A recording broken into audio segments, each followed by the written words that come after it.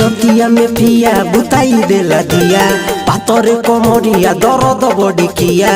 बातो न माने रही के फाने बथला दाया सखी रे दिन भर रोई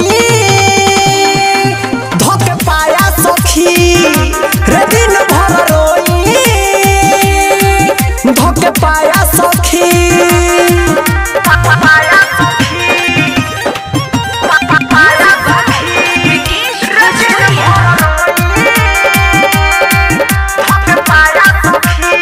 लागे बोलो मुआ के बाटे ना बुद्धि चोली में आके लगावे गुद गुदी बाटे बड़ी उत्पाती रे मरदा पलंग पया के उड़ा देता गरदा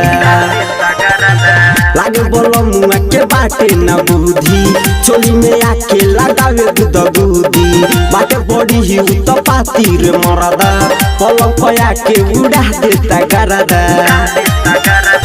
कबो चढ़े तो कबो तहरे घोड़ों में घोड़े सटा के रगड़े बहादुर गति सुनो ये सखी बाटे बेहाया सखी रे दिन भर रोई धोके पाया सखी रे दिन भर रोई धोके पाया सखी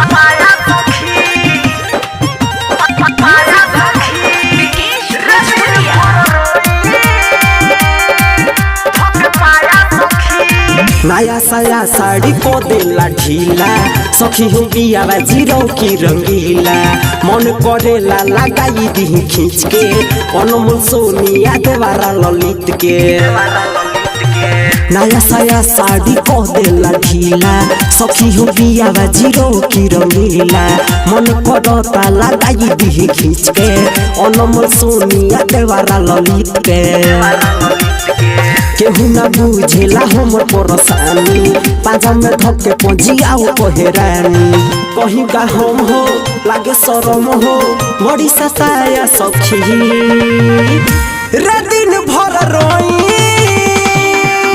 धक्के पाया सखी रे दिन भर रोई धक्के पाया सखी।